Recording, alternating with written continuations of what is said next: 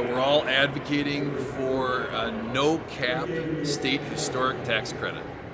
Can you explain what that means and what that would mean to Wisconsin? Right now we have an uncapped state historic tax credit, which is a stimulus and an incentive to developers to develop historic properties. They are proposing, or the governor is proposing, a cap to that historic credit, which we're all pretty much here to say would have a chilling effect on development in Wisconsin, because you would not have the certainty of that credit being there, and historic properties cost more to develop, and you need that incentive to make it certain for developers to move forward on historic projects. And this is really one of the tools that small communities around Wisconsin can use that is an economic development tool for them. It is a tool that we use in Milwaukee Central City. And you know, my perfect example is Manitowoc. We just did the mural building in Manitowoc, and had we had this credit 5 years earlier, the building that's being torn down, the other mural building, would not cost the city $3 million to tear it down, because that's where they're at right now. So we think this credit is incredibly important. The preservation of historic buildings also is it preserves our historic heritage, but it also is a very green process. You're preserving and recycling the entire building. A lot of these buildings, or some people might say that these buildings would get developed either way without the tax credits, but the average building that gets these historic tax credits has sat vacant for 9 years. My building, the Pritzloff building in Milwaukee, half of the building was vacant since 1985, the other half since 1958. So that's 50 years for over 100,000 square feet of space sitting vacant. In my case, I was unable to get financing for 5 or 6 years, and when the Wisconsin tax credits got bumped to the 20%, I was able to get the financing. The other thing that I think a lot of people misunderstand is that in my case, the credits were awarded in 2014. I won't even use those credits probably until 2018 is when they'll actually be paid out.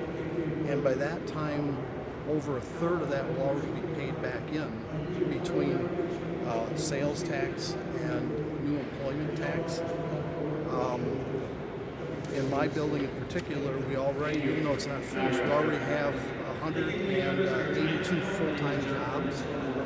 The other thing on the clawback, the clawback will make the tax credits nearly unsaleable, or if you do, right now if you sell them, you'll get about 92 cents on the dollar. What you normally do when you get the credits is you go out and you get financing with that as collateral, but if they're subject to clawback, you're going to be lucky to get 50 or 60 cents on the dollar. So the financial people are going to be taking all the money rather than being pumped into the project. I'm with Milwaukee Preservation Alliance, and the reason I'm here to support the historic tax credit is because we believe that an incentive is the best way to encourage developers to do restoration projects, restoration and rehab, revitalizes neighborhoods. It's also important to the character, the historic character of neighborhoods and communities has economic value. It becomes a walkable area, it puts buildings back on the tax roll, and it also encourages neighborhood people and tourists alike to shop local and stay in the area. Well, thank you so much. Explain the clawback provision, because people may not understand. So the governor's proposed what's called a clawback, where if you don't have enough jobs in your project and you don't show enough jobs, they will take back your credit, and that makes the credit unsaleable in the open market, because there's uncertainty going forward whether or not you can use the credit. So you have to eliminate that clawback. It has got to be an open credit that is available based on what it is now, which is the cost of your renovation. That's how it should be based. And it's an incredibly difficult time to get investors, and to put something in there that would make them not want to invest would really hurt our efforts. And this is a tax credit that actually returns more money than is given out in credits.